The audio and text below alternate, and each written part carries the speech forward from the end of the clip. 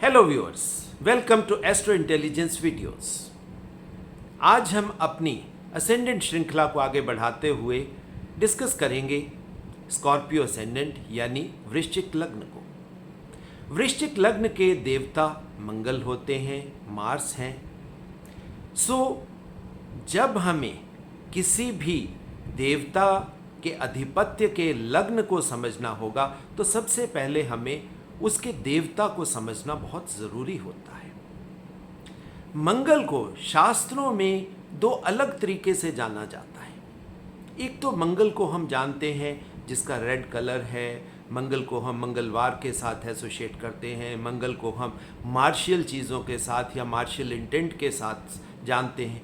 मगर अगर हम अपने ज्योतिष शास्त्र की बात करें तो मंगल को एक परमानेंट स्टेटस अकॉर्ड हुआ है और वो है सेनापति का। अब सेनापति का स्टेटस यानी कमांडर का स्टेटस अगर हम शास्त्रों में जाएंगे तो वहां पर यह स्टेटस दिया गया है कार्तिकेय को। अब कार्तिकेय कौन है? कार्तिकेय भगवान शिव के दूसरे पुत्र हैं। उनके प्रथम पुत्र आप सब जानते हो कि गणपति यानी कि भगवान गणेश हैं। ये उनके द्वितीय पुत्र हैं। अब अगर हम मंगल देवता के अधिपत्य के स्कॉर्पियो असेंडेंट को समझने का प्रयास कर रहे हैं या उसको डिस्कस कर रहे हैं तो हमें कार्तिकेय को समझे बिना हम इस लग्न को सही तरीके से समझ ही नहीं पाएंगे। अब कार्तिकेय की जैसे स्टोरी हमें बताई जाती है कि भगवान शिव जब संसर्ग कर रहे थे तो काम देवता उनके वीर्य को लेने के लिए वहां पर पहुंचे और उन्होंने एक कबूतर के फॉर्म में भगवान शिव के उस वीर्य को ग्रहण कर लिया। मगर उस वीर्य में इतना तेज था, यानी वो इतना गर्म था कि उनसे संभाला नहीं गया और वो वीर्य गंगा में जा गिरा और गंगा भी उस वीर्य के ताप को सह नहीं पाई और उबलने लग गई। अब आप समझ सकते हो कि कार्तिकेय को समझने के लिए उसकी शुरुआत कैसे हुई, हमें उसके अंदर डेप्थ में जाना पड़ेगा, तब हमें समझ में आएगा कि ये जो मंगल का ताप है, ये जो मंगल की गर्मी है, ये क्या है। अब कार्तिकेय देवताओं के सेनापति हैं, मगर जब हम उनकी स्टोरी को पढ़ते हैं तो गंगा माँ उनके ताप को झेल नहीं पाई और उबलने लग गई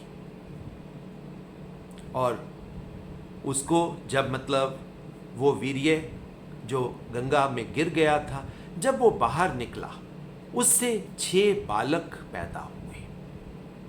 और ये जो 6 बालक की स्टोरी है, जब मैं वीडियो में थोड़ा आगे जाऊंगा तो उसकी रेलेवेंस जब हम बनाने की प्रयास करेंगे तो आप हैरान हो जाओगे कि इसके अंदर कितने गूढ़ रहस्य छिपे हुए हैं। अब 6 बालक पैदा हो गए और उन 6 बालकों को जैसे स्टोरी बताती है कि सप्तऋषियों की पत्नी कृतिका, अब कृतिकाएं आप सब जानते हो कि कितनी हैं, कृतिकाएं हैं। अब उन 6 बालकों को उन्हीं कृतिकाओं ने पाला।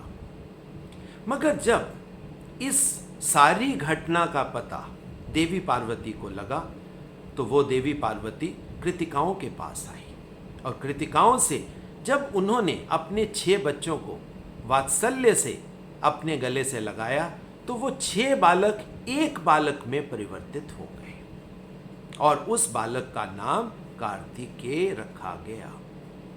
अब आप देखिए, उस ओजवान वीर्य की उत्पत्ति कार्तिकेय है और कार्तिकेय का जन्म एक खास पर्पस के लिए हुआ था और वो था असुर तारकासुर का वध। और जब तारकासुर का वध कार्तिकेय ने कर दिया तो उसको देवताओं का कमांडर यानी सेनापति अपॉइंट कर दिया गया। और हमारे ज्योतिष शास्त्र में ये सेनापति का स्टेटस मंगल देवता के पास है। अब देखिए, ये सिंबोलिज्म्स जो होते हैं इनमें जब हम समन्वय बनाने का प्रयास करते हैं तो खूबसूरत चीज़ें निकलती कि दोनों जगह कमांडर है, सेनापति है। अब कार्तिकेय जन्म से ही उग्र स्वभाव के हैं। मंगल का स्वभाव भी उग्र है, क्योंकि अब ये जो फायर का प्रिंसिपल है, अब आप देखिए फायर को हम मंगल के साथ एसोसिएट करते हैं, मगर कार्तिकेय को भी जब उसके जन्म की बात होती है तो उसमें भी ताप बहुत है, उसमें भी बहुत अग्नि है, और उस अग्नि के प्रभाव से गंगा उबलने लग गई। अब आप देखिए फायर और वाटर, अब ये जो फायर और वाटर की स्टोरी बनी, यहां पर अग्नि और पानी। और स्कॉर्पियो क्या है? स्कॉर्पियो वाटरी साइन है, मगर उसके देवता तो मंगल है। तो अग्नि और पानी का मिश्रण, और यहां पर वो पानी उस अग्नि को संभाल नहीं पा रहा, यानी इनएफिशिएंट रह गया या इनकैपेबल रह गया। तो आप समझ सकते हो कि यहां पर पानी का स्वभाव कह लीजिए या पानी की कैपेबिलिटी थोड़ा कम थी कि वो उस फायर को संभाल नहीं पाया। और स्कॉर्पियो में होता क्या है? स्कॉर्पियो में भी तो यही कुछ है कि वहां पर पानी के देवता चंद्र डेबिलिटेट करते हैं। जब हम तुला लग्न को समझने का प्रयास करते हैं तो कार्तिकेय की स्टोरी बहुत रेलेवेंट हो जाती है। और दूसरी बात, जब भी हम, क्योंकि अब ये जो लग्न की बात है, अब अगर हम नेचुरल ज़ोडिएक में जाने का प्रयास करेंगे तो स्कॉर्पियो को 8 नंबर 8 नंबर मिला हुआ है। तो अष्टम में हम मानते हैं मूलाधार है, और मूलाधार में हम मानते हैं कि हमारी ऊर्जा संग्रहित है, पड़ी हुई है, जन्मों जन्मों से वो ऊर्जा वहीं पड़ी है। और जब ऊर्जा का स्तोत्र या ऊर्जा का रूट सोर्स लग्न में ही चला जाए, और हम सब जानते हैं कि जब ऊर्जा इस तरह एक कुंड में पड़ी है, उस कुंड की ऊर्जा को एलिवेट करने के लिए, प्रज्वलित करने के लिए हमें अग्नि को जलाना पड़ता है। ये जो अग्नि किससे संबंध रखती है? अग्नि मंगल से संबंधित है। सो मंगल का रोल यहाँ पर उस अग्नि को प्रज्वलित करने का है, जिससे हमारे सभी चक्र एलिवेट कर सकते हैं। मगर हमारे शरीर में, अब आप देखिए, समझिए, जो 6 बालकों की स्टोरी से मैंने ये बात शुरू की थी, अब उस रेलेवेंस को समझिए। हमारे शरीर के अंदर सिर्फ 6 ही चक्र हैं। 7वां चक्र तो हमारे शरीर से बाहर है, और 6 चक्र मूलाधार, स्वादिष्ठान, मणिपुर, उसके बाद अनाहत, उसके बाद विशुद्धि चक्र, और विशुद्धि के बाद आपका त्रिनेत्र। ये 6 चक्र जो आपके हैं, ये हमारे शरीर के अंदर। सहस्रार चक्र तो हमारे शरीर से ऊपर है, यानी बाहर है। तो अब आपको वो रेलेवेंस समझ आएगी कि मां पार्वती ने क्या किया। उसी 6 चक्रों को एक्टिवेट जब किया तो उसमें एक ऊर्जावान पुरुष का जन्म हुआ, और वो ऊर्जावान पुरुष, उसमें इतना सामर्थ्य है कि वो सहस्रार चक्र के थ्रू वो ऊर्जा भगवान शिव तक पहुंचेगी। और यही तो ऊर्जा का प्रिंसिपल है। और जो ऋषि मुनि, जो वो एलिवेटेड सोल्स, जिनकी एनर्जी लेवल्स इतने जागृत हो गए हैं, वो सहस्रार के थ्रू ही तो बाहर निकल सकते हैं। और सहस्रार जब किसी का एक्टिवेट होता है तो हम मानते हैं कि ये भगवान शिव के चरणों में वो आत्मा अर्पित हो गई, वो एनलाइटेंड हो गई। अब ये प्रोसेस को हम अगर समझें तो, क्योंकि मैंने बात वही बताई थी कि ये जो अष्टम का नंबर है, 8 नंबर है, 8 नंबर को हम ऑकल्ट के साथ लेते हैं कि ये ऑकल्ट का हाउस है। मगर जब हम बात करते हैं स्कॉर्पियो लग्न की, तो स्कॉर्पियो लग्न में अब आप देखिए वहां पर फर्स्ट हाउस हो जाएगा। फर्स्ट हाउस में राशि आ जाएगी स्कॉर्पियो की। हाउस के हिसाब से देवता वो भी मंगल, राशि के हिसाब से देवता वो भी मंगल। अब आप देखिए, अब यहां पर वो कृतिका को भी अब आप समझ पाओगे।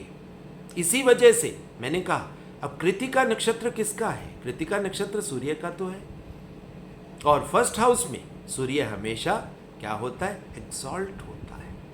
ये ऊर्जाओं का खेल हमें स्पिरिचुअलिटी के माध्यम से समझना पड़ेगा।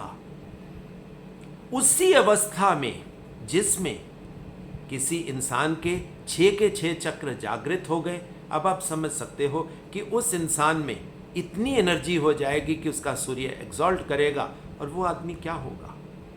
वो आदमी कार्तिकेय ही हो सकता है, जिसकी ऊर्जा इतनी ज़्यादा एलिवेट हो जाएगी। उसके सामने कौन खड़ा होगा? हर तरह के असुर को उसके सामने हारना ही पड़ेगा।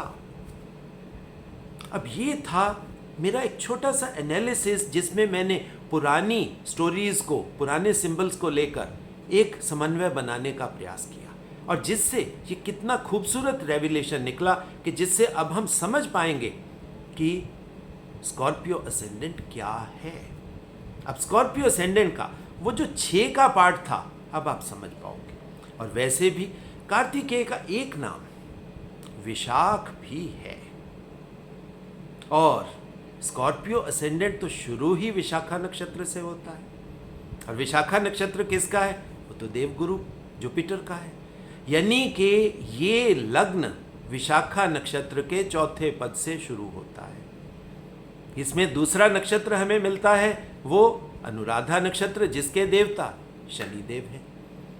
और तीसरा अंतिम नक्षत्र जिसके चारों पद इसी लग्न में आ जाएंगे, और वो है ज्येष्ठा नक्षत्र, जिसके देवता बुध हैं। और ज्येष्ठा नक्षत्र आप सब जानते ही हो कि ये गंडांत का नक्षत्र है, मगर यहां पर भी ज्येष्ठा नक्षत्र का आखिरी पद जुपिटर देवता के अधिपत्य में ही है। सो ये जो लग्न है, ये लग्न जुपिटर से शुरू होता है और जुपिटर पे ही समाप्त होता है। यानी कि इस लग्न की यात्रा ज्ञान से शुरू होकर ज्ञान तक ही जाती है। सो आप समझ सकते हो कि इसकी जो रेमेडी है वो ज्ञान के थ्रू है। यानी कि ज्ञान से शुरू होकर ज्ञान तक ही पहुंचना है, मगर उसके बीच में अनुराधा के शनि देवता आ जाते हैं। अब ये इंपॉर्टेंट चीजें हैं किसी भी लग्न को समझने के लिए। और वैसे भी अगर हम बात करेंगे इस स्कॉर्पियो असेंडेंट की, स्कॉर्पियो असेंडेंट में ऑकल्ट की चीजें अपने आप आ जाती हैं। और वैसे भी हम मानते हैं कि स्कॉर्पियो में केतु का, हम कह सकते हैं कि यहाँ पर केतु एक्सॉल्ट करता है। केतु का मतलब क्या हुआ? हमारे पिछले जन्मों से इकट्ठी की हुई जितनी भी मेमोरीज हैं, या जो कुछ भी हमारा एक्यूमुलेटेड पार्ट है, हमारा आत्मा के साथ कह लीजिए या मन के साथ कह लीजिए, जो कुछ भी एक्यूमुलेट करके हम लाते हैं, वो हमारा केतु है। और केतु यहाँ पर एक्सॉल्ट कर रहा है। तो यहाँ पर जो ऊर्जा का क्षेत्र आपको मिलता है, मंगल का फायर मिल रहा है। जोन कौन सा है? ये वाटरी जोन है। सो वाटरी जोन आप समझ सकते हो कि यहाँ पर कुछ ना कुछ थॉट प्रोसेस के थ्रू, पिछले जन्मों के थ्रू कुछ नेगेटिविटी तो कैरी हुई है, मगर अब इस नेगेटिविटी को संभालने के लिए अब आप देखिए यहाँ पर कितना अच्छा एनवायरनमेंट बना। क्योंकि वाटरी साइन है तो वाटर में हम मानते हैं कि पुरानी याददाश्त, पुरानी मेमोरी को रिटेन करने की पावर होती है। सो इसी वजह से गंडांत है, यानी कि जो मेमोरी में जो भी नेगेटिविटी वाली चीज़ें इकट्ठी हुई हैं, यहाँ पर एक अपॉर्चुनिटी है कि हम उसको ओवरकम कर पाएं।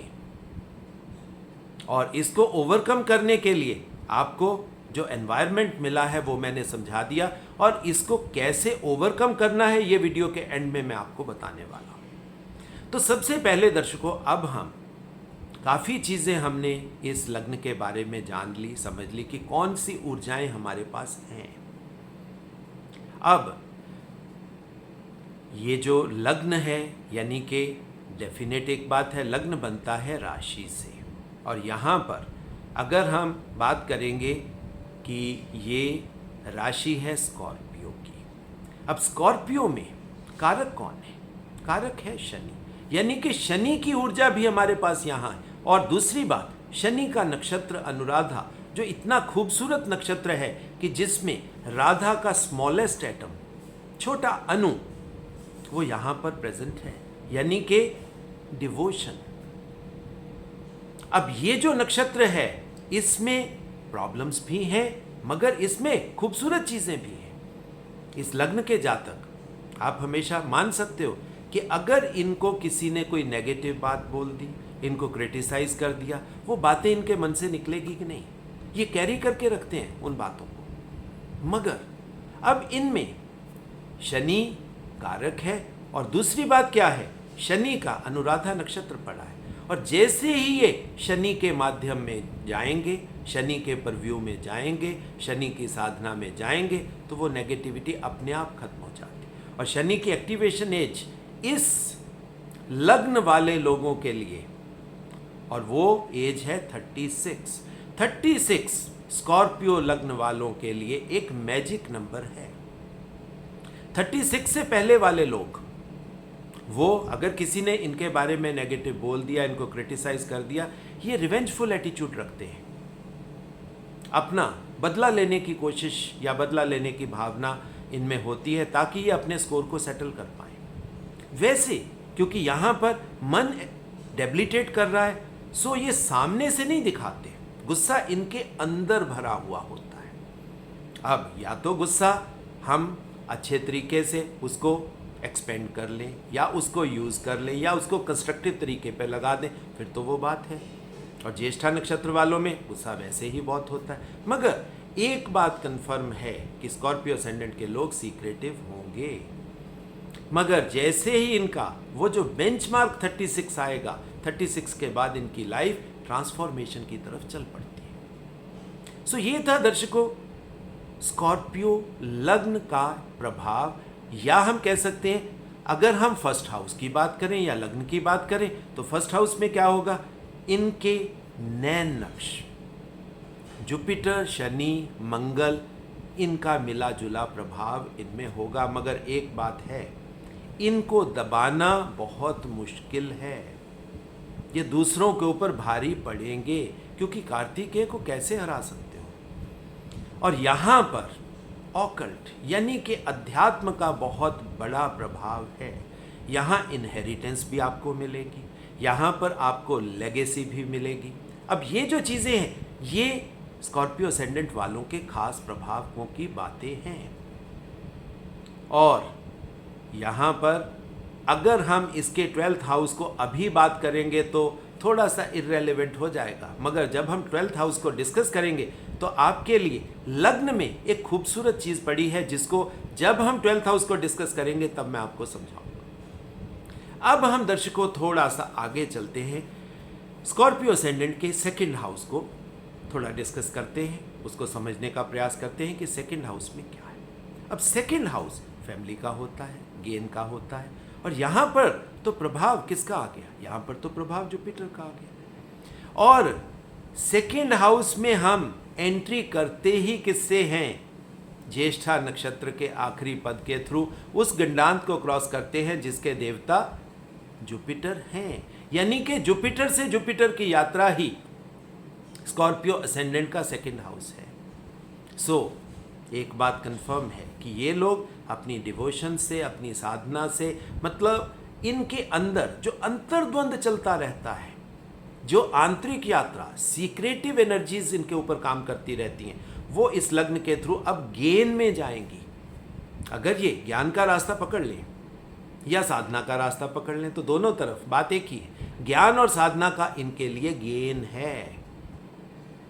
यहां पर आप फाइनेंशियल गेन को मत देखो, ना ही सोचो, क्योंकि वैसे भी सेकंड हाउस एक न्यूट्रल हाउस होता है। सो स्कॉर्पियो असेंडेंट वालों के लिए यहां ज्ञान और साधना का गेन तो है।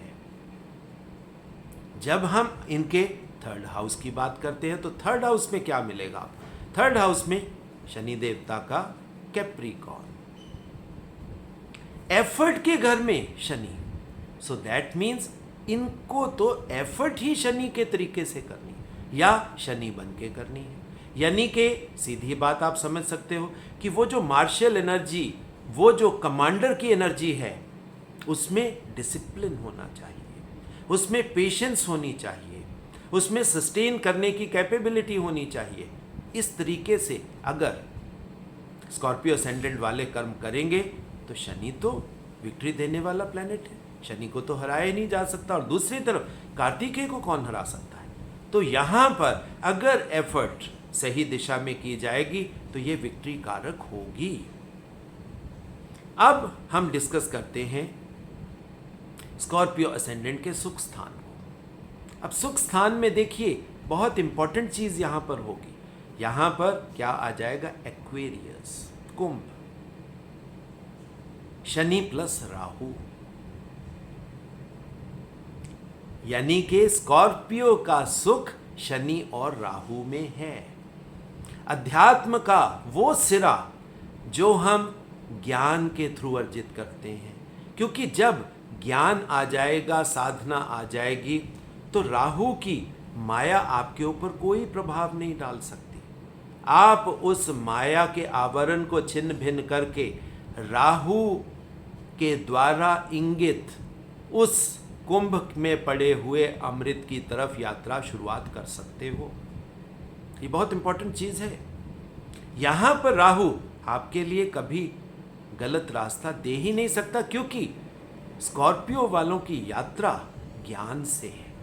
यानी कि जो स्कॉर्पियो वाले अगर अपनी यात्रा को ज्ञान से शुरू करेंगे तो उनका सुख आप समझ लीजिए स्कॉर्पियो में एक्वेरियस के कुंभ में या उस अमृत में पड़ा होगा।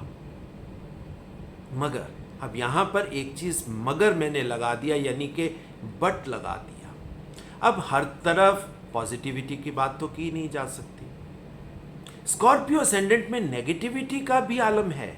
अगर कोई इंसान, क्योंकि यहां पर केतु एग्जॉल्ट कर रहे हैं, अगर किसी जातक में पिछले जन्मों से नेगेटिविटी कैरी फॉरवर्ड हो रही है तो आप देखोगे उनमें बहुत फियर साइकोसिस होगा, बहुत एंजाइटी न्यूरोसिस होगा, बहुत ऐसे दबे हुए फियर्स होंगे,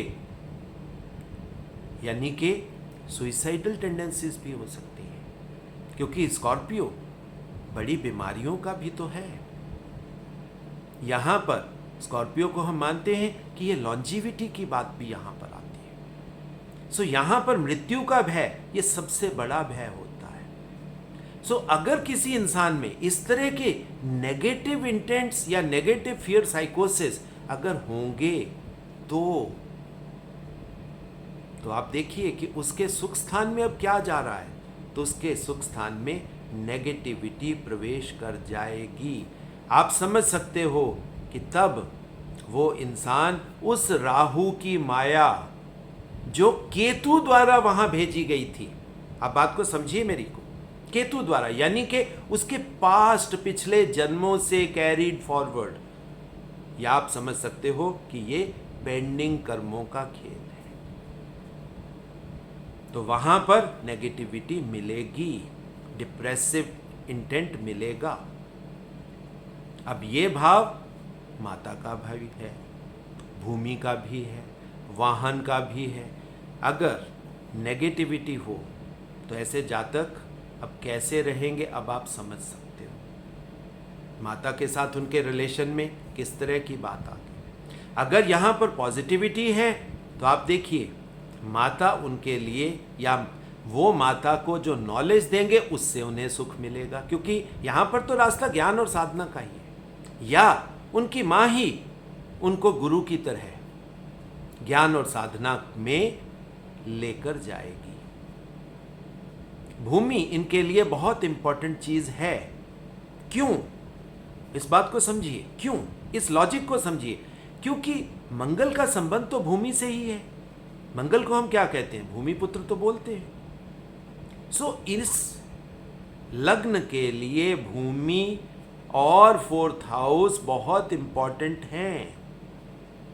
अगर सही भूमि का चुनाव होता है तो वो भूमि इनके लिए सुख का बायस बन जाती है, यानी कि उस भूमि को खरीदने में कोई नेगेटिविटी नहीं होनी चाहिए, वो जुपिटेरियन ज्ञान इनके पास होना चाहिए। सो अगर तो कोई जुपिटर इनके पास अवेलेबल है जो इनको गाइड कर दे तो ये माया के उस खेल में नहीं फंसेंगे। तो यहाँ पर इस लग्न में जुपिटर और शनि की भूमिका बहुत ज्यादा है। अब हम सुख स्थान से आगे बढ़ते हैं, डिस्कस करते हैं संतान भाव को। अब संतान भाव में यहां पर क्या आएगा? संतान भाव में आप देखिए यहां पर पाइसेस,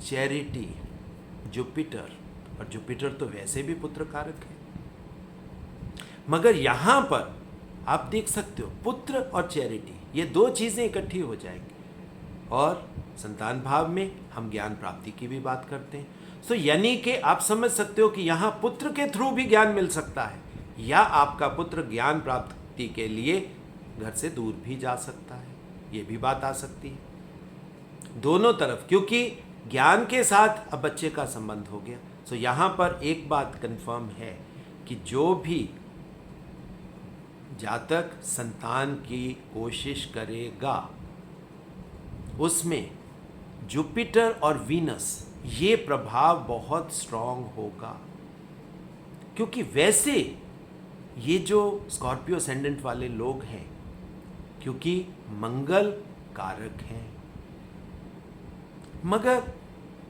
मंगल कारक होने के बावजूद इनमें इच्छाएं तो दूसरे तरह की ही मिलती हैं, क्योंकि यहाँ पर नक्षत्र डिवोशन वाले हैं, अनुराधा नक्षत्र है, ज्येष्ठा नक्षत्र है। यहाँ पर वो बच्चों वाली या खेलने वाले लोगों वाली फीलिंग तो होती नहीं। तो इनके संतान में अब वो चीज़ें आ जाएंगी जहाँ पर हम समझ सकते हैं कि वीनस एक्सॉल्ट करेगा। अब दर्शकों हम बात करते हैं इसके 6th हाउस की। 6th हाउस में यहाँ पर देखिए दोबारा से मंगल का एरीज यानी कि मेष यहाँ पर आ जाए। सो यहाँ पर आप समझ सकते हो कि कंपटीशंस को विन ओवर करने के लिए जो ऊर्जा चाहिए, जो मार्शल इंटेंट चाहिए, वो पूरा मिलेगा। रोग ऋण शत्रु को ओवरकम करने के लिए यहाँ सब कुछ मिलेगा। मगर अब यहाँ पर एक बात कंफर्म है, यहाँ पर मंगल के स्वभाव को देखना पड़ेगा। दूसरों के ऊपर तो आप भारी पड़ सकते हो, दूसरों के ऊपर तो विजय प्राप्त कर सकते हो, मगर अपने ऊपर विजय प्राप्त करना यह बहुत इंपॉर्टेंट बात है। क्योंकि यहां पर अब बात देखिए, रोग ऋण शत्रु, कुछ रोग जो होते हैं वो आपके शरीर को खराब करते हैं, यानी कि कुछ रोग अंदर से आते हैं, और कुछ शत्रु आपके अंदर पड़े होंगे, यानी कि साइकोलॉजिकल एनिमीज, वो जो फियर साइकोसिस। तो यहां पर अगर पॉजिटिव इंटेंट जुपिटर का हो जाएगा जो ज्ञान के साथ और पॉजिटिविटी के साथ आएगा, और साथ में अगर शनि की साधना साथ में आ जाएगी, तो ये लोग बहुत आसानी से उन चीज़ों को ओवरकम कर पाएंगे। अब बात करते हैं स्कॉर्पियो असेंडेंट के शक्ति स्थान की, यानी कि उसके स्पाउस के भाव की। अब वहाँ पर आप देखिए शुक्र आ जाएगा, ऑटोमेटिकली शुक्र आ जाएगा। ये हमारे ज्योतिष की खूबसूरती है कि ऑकल्ट के भाव में शक्ति कहाँ पड़ी है, जहाँ पर इंसान रस की बात करे। शुक्र क्या है? शुक्र रस की ही तो बात है, मगर शुक्र शुक्राणु भी है। और कार्तिकेय का जन्म आप देखिए किस तरह से हुआ, उस वीर्य से हुआ जब भगवान शिव थोड़े से, मतलब यानी कि हम कह सकते हैं बहुत ज़्यादा गर्मी में थे, कामातुर थे, और उसमें वो ऊर्जा उतनी ज़्यादा थी, उस ऊर्जा को संभालने के लिए अब जो शुक्र चाहिए, अब वो शुक्र स्ट्रॉन्ग शुक्र चाहिए, हल्का शुक्र। यानी कि अगर शुक्र कमज़ोर होगा तो वही बात होगी कि गंगा जैसे उस वीर्य की ऊर्जा को संभाल नहीं पाई, तो वही होगा। सो यहाँ पर आप देखिए मन एक्सॉल्ट कर रहा है, साथ में शुक्र है, तो शक्ति स्थान में ये आप कह सकते हो कि ये शिव और पार्वती की ही बात हो रही है। सो स्कॉर्पियो असेंडेंट का स्पाउस डेफिनेटली एक बात है, बहुत हाई इंटेंट वाला खूबसूरत इंसान होगा, जिसकी अपनी एनर्जीज बहुत एलिवेटेड होगी। अब थोड़ा और आगे चलते हैं। स्कॉर्पियो असेंडेंट के अष्टम को समझने का प्रयास करते हैं कि स्कॉर्पियो असेंडेंट के अष्टम में क्या पड़ा। अष्टम भाव में अब यहां पर बुध आ गए। बुध का मतलब बुद्धि, बुद्धि का मतलब विचार, विचार के साथ साथ वो मेमोरी का खेल। और यहां पर तो बुध देवता का जेमिनाई है, मिथुन है, इमेच्योर मरकरी है। यहां पर वो मेच्योर बुद्धि का प्रोसेस नहीं है। सो यहां पर बड़ी क्लियर बात है कि अष्टम में अगर वो बुध सही रास्ते पर है तो वो एक लर्नर बन के, एक शिष्य की भांति, एक छोटे से स्टूडेंट की भांति उन सभी विधाओं को सीखने का प्रयास करेगा। यानी आप समझ सकते हो कि वो चाहे कार्तिकेय है, वो चाहे मंगल है, उसको उस शस्त्र विद्या को और शस्त्र विद्या से आगे जाकर उस पूरी ऑकल्ट की विद्या को, तंत्र मंत्र की पूरी विद्या को सीखने के लिए एक शिष्य जैसा मन और शिष्य जैसी डिवोशन चाहिए।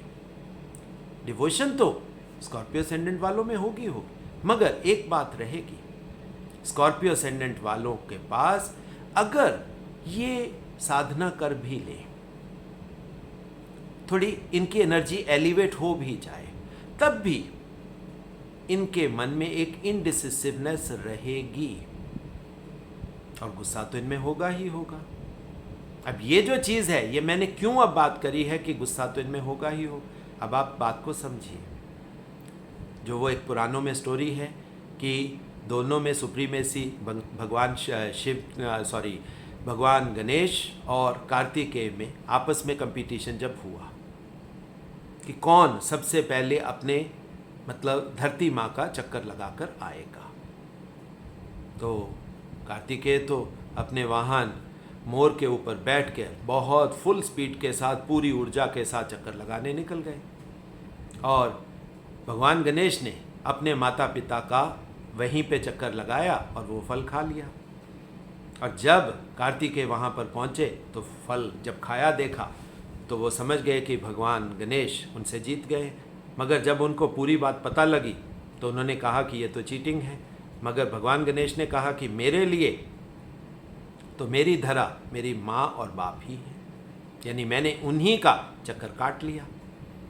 तब क्या हुआ, गुस्से में कार्तिकेय दक्षिण की तरफ चले गए। अब ये जो दक्षिण की बात मैंने कही है कि दक्षिण की तरफ चले गए, अब आप नोट करिए कि अगर हम डायरेक्शन को देखने का प्रयास करेंगे तो गुस्से में क्या होता है, गुस्से में ये सारी एनर्जीज दोबारा से कहाँ चली जाती हैं, दोबारा से मूलाधार के अंदर। मूलाधार कहाँ है? अगर हम बात करते हैं सिर की, मतलब सिर से बिल्कुल नीचे, वहाँ पर नॉर्थ है और नॉर्थ के नीचे साउथ है, वो दक्षिण। वहाँ मतलब गुस्से में ये एनर्जी एकदम से सीधी कहाँ गई, वो सीधी पहुँच गई आपके मूलाधार में। यानी आप समझ सकते हो कि ये बुद्धि का खेल है।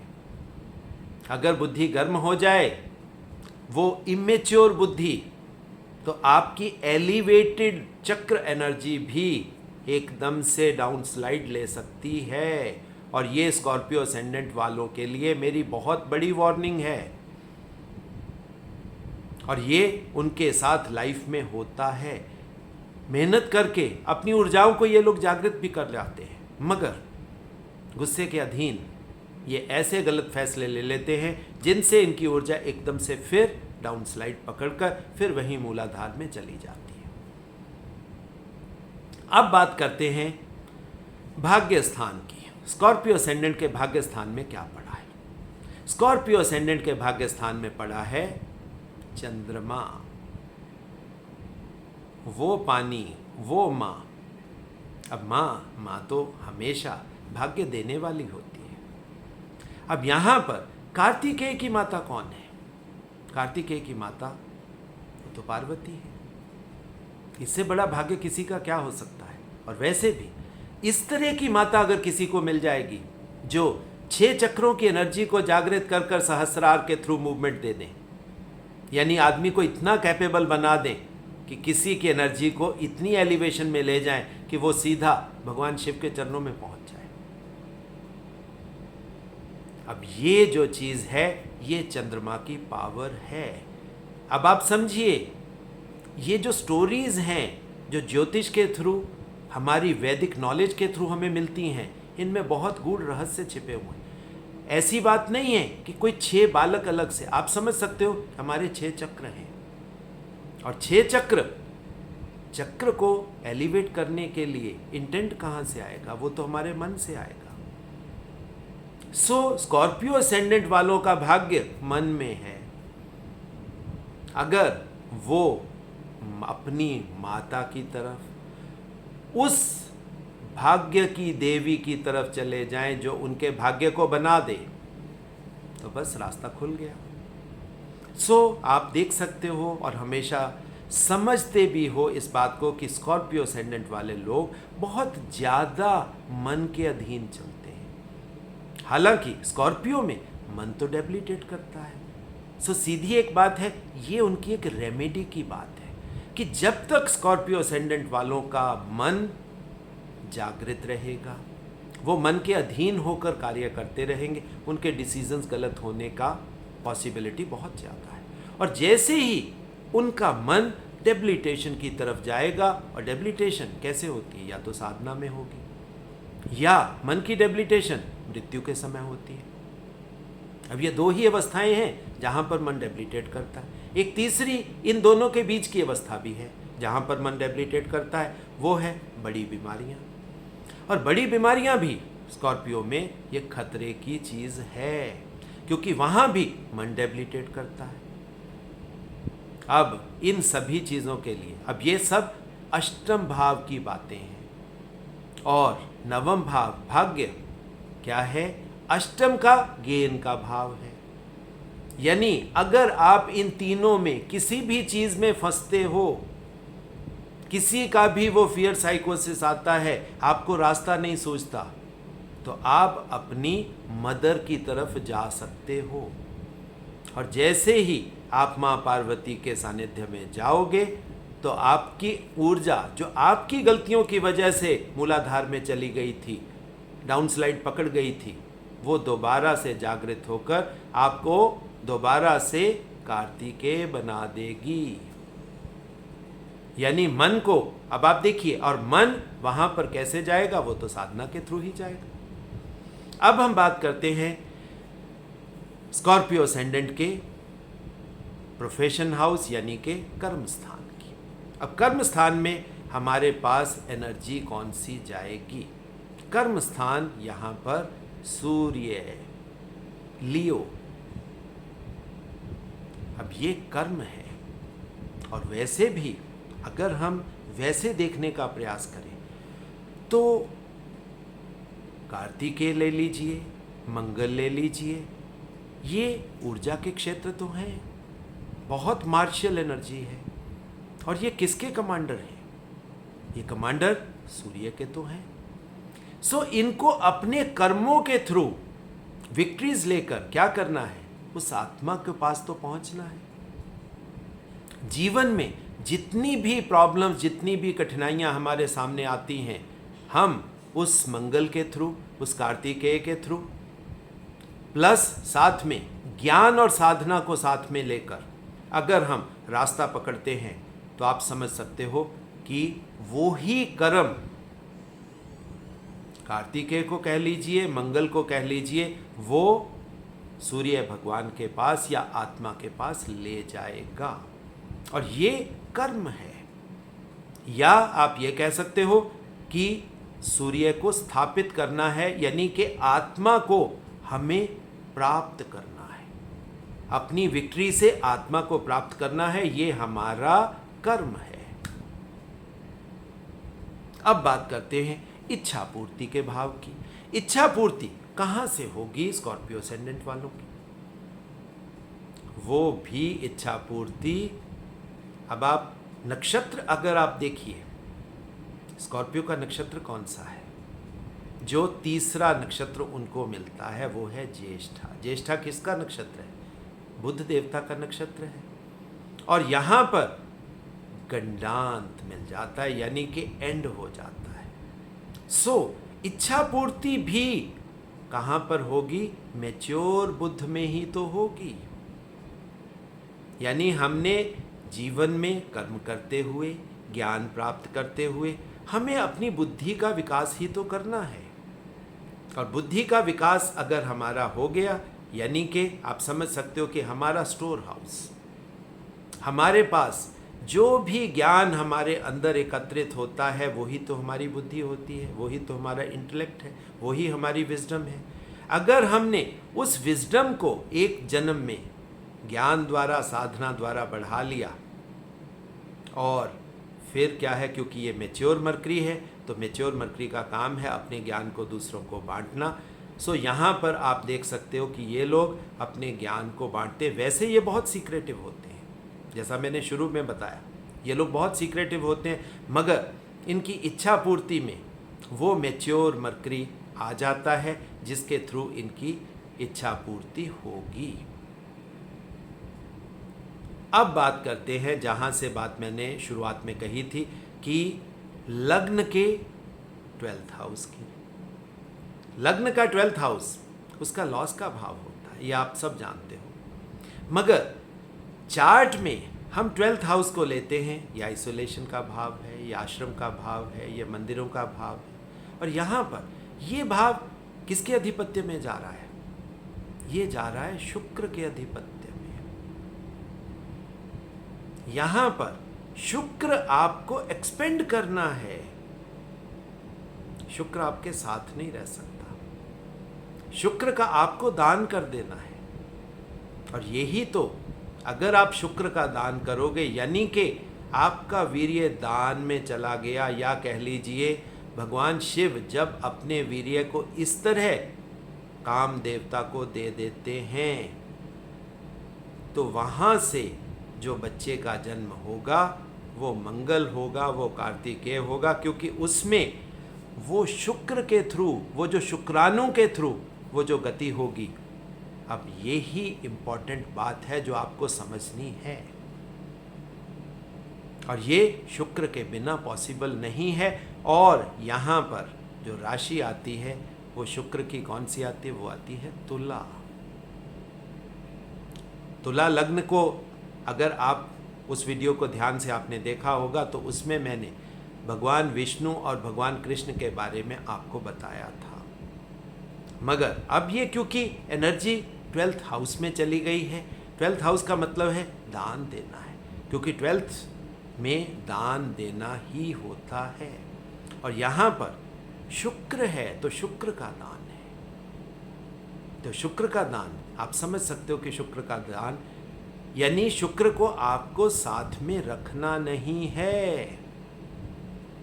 ये ही खास बात है आज की वीडियो की, क्योंकि अगर शुक्र रहेगा तो कार्तिकेय का जन्म नहीं हो सकता। यानी कि पत्नी अगर है, शुरुआत उस प्रोसेस की वहीं से होगी, मगर यहाँ पर संभोग स्थापित नहीं होता।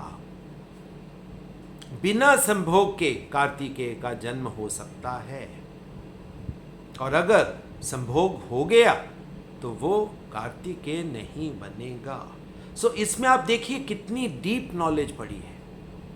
अगर हम अपने वीर्य का संचय करते हैं, वीर्य की क्वालिटी को अच्छी बना, जो एक ऋषि कॉन्सेप्ट है कि ऋषि कॉन्सेप्ट में हम वीर्य का संचय करते हैं, वीर्य की क्वालिटी को एलिवेट करते हैं, अच्छा बनाते हैं, और जितनी वीर्य की क्वालिटी अच्छी बनती जाएगी आप समझ सकते हो कि उसी से कार्तिकेय का जन्म हो सकता है। वो एक अलग बात है कि संभोग से जो बनेगी वो दुनिया बनेगी।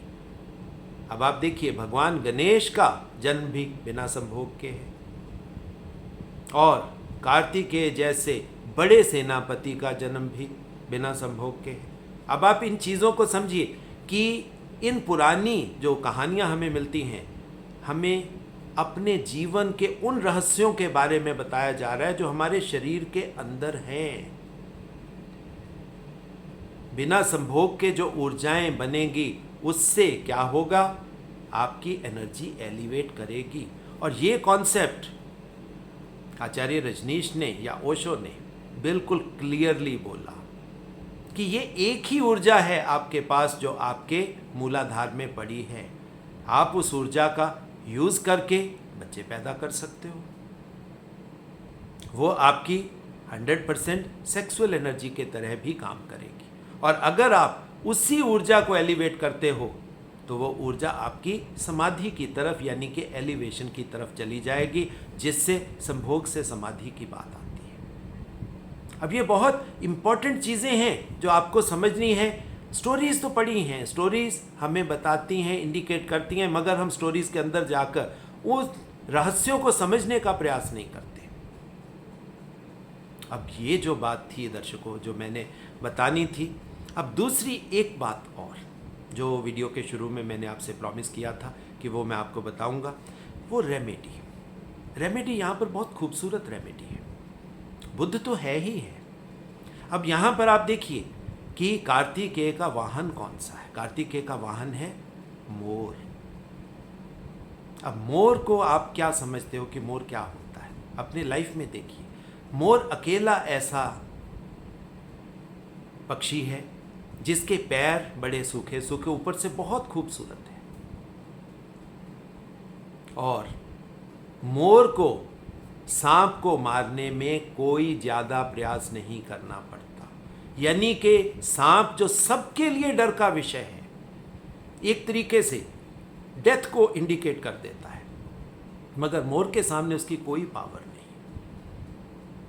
और स्नेक को हम मानते हैं कि स्नेक हमारे वही डर है, वही राहु है जिससे माया का जन्म होता है। अगर हम अपनी ऊर्जा को उस लेवल पर ले जाएं कि वो मोर के ऊपर बैठ जाए, तो आप अपने राहु को या राहु द्वारा उपजी हुई फियर साइकोसिस को, जिसके थ्रू आप माया के भंवर में, माया के जाल में फंस जाते हो, आप आसानी से उसे मार सकते हो। और जैसे ही वो माया को आप मारोगे तो उस माया के थ्रू आपको कुंभ प्राप्त हो जाएगा, वो अमृत आपको मिल जाएगा जो आपकी एलिवेशन में काम आएगा। ये था दर्शकों मेरा एनालिसिस स्कॉर्पियो असेंडेंट वालों के लिए। और जो वीडियो के एंड में जो निवेदन मैं आप सबसे हमेशा करता हूँ वो मैं करता ही रहूँगा जब तक मैं जीवित हूँ, और वो निवेदन है कि दर्शकों, ये जो एस्ट्रो इंटेलिजेंस है ये मेरा नहीं, आपका प्लेटफॉर्म है। यहाँ पर सिर्फ वैदिक एस्ट्रोलॉजी और वैदिक नॉलेज की ही बात होती है, और इस वैदिक नॉलेज को घर घर तक पहुँचाने में आपकी कंट्रीब्यूशन मेरे को चाहिए।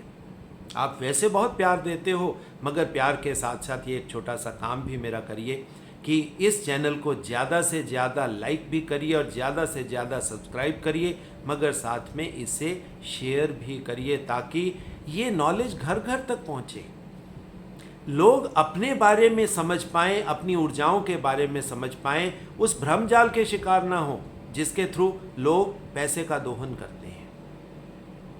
और दूसरी चीज़, जो दर्शक मेरे से अपनी कंसल्टेशन लेना चाहते हैं, हमारे इंस्टीट्यूट में एजुकेशन लेना चाहते हैं, उन सभी के लिए मेरा एक ही कॉन्टैक्ट नंबर है और वो है 9881164480। उस पर आप जब बात करोगे तो आपकी बात मेरे बेटे मनु से होगी, उसी के थ्रू आप मेरे से संपर्क स्थापित कर सकते हो, कंसल्टेशन ले सकते हो, एजुकेशन ले सकते हो। दर्शकों, ये यात्रा इसी तरह चलती रहे। परमात्मा का आशीर्वाद हम सबको चाहिए, और मैं उस आशीर्वाद की प्रभु से कामना करते हुए परमात्मा से ये चाहता भी हूँ कि परमात्मा अपना प्यार आप सभी दर्शकों को जो मेरे को देख रहे हैं और सुन रहे हैं उन तक भी दे। जय श्री कृष्ण दोस्तों।